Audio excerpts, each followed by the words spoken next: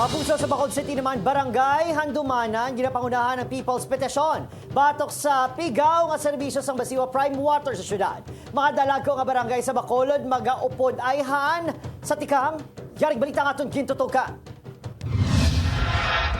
Bangod sa masaming tinaon, kagpigado nga tubod sa tubig sa koneksyon sang Basiwa Prime Water sa pila ka mga konsumidor sa Barangay Handumanan. Masobra 600 ka perma ang ginpadala sa mga residente sa Bacolod City Council. Ang tikang pamagi kuno sung mga residente ago ni palabot ang ilang pagkadismaya sa serbisyo sa Water District nga nagsunod sa joint venture agreement sa pribadong kompanya sa probinsya nga mangin maayong supply sang tubig sa syudad.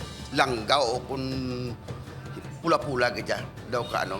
Daw hindi bala worth bala ka nagabayad kita. Ang People's Petition ang talakayon sa Bacolod City Council kaginalauman may kabahin man sa agenda sang masunod ng Water Summit sa syudad. Bangod ginsugdan na sang Barangay Handumanan, kagalaom sila nga ini ang pag-augyunan man sa iban nga kabaranggayan. 6 o'clock sang aga, wala na kami tubig. 8 o'clock naman na siyang gabi ang matubod. Tapos ang tubig, tama gikig ko. Maging vigilante lang kita no, kung ano pagid ang mga bagay na dapat i-address naton sa management ng Prime Water so that makorek man nila para at least ang ila delivery of services no, ma-appreciate sa pumulo. Sa Barangay Alhis, nagmatumato na lang ang barangay sa pagpangita sang paagi agud masolusyonan ang problema sa tubig.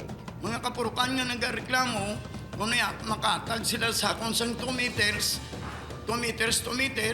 dapat tindugan ko beritang. Agud nga mag-successful man ang problema sa pamuluyo. Sa tunga sa mareklamo, hindi kuno bulag kag bungol ang tagdumlahan sa Water District.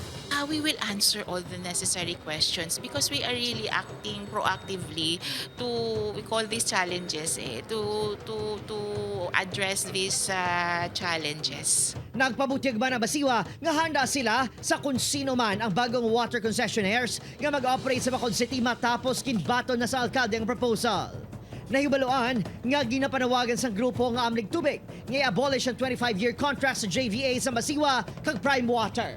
Opon, Kiril Casillo, Adrian Priatos, 1 Western Visayas.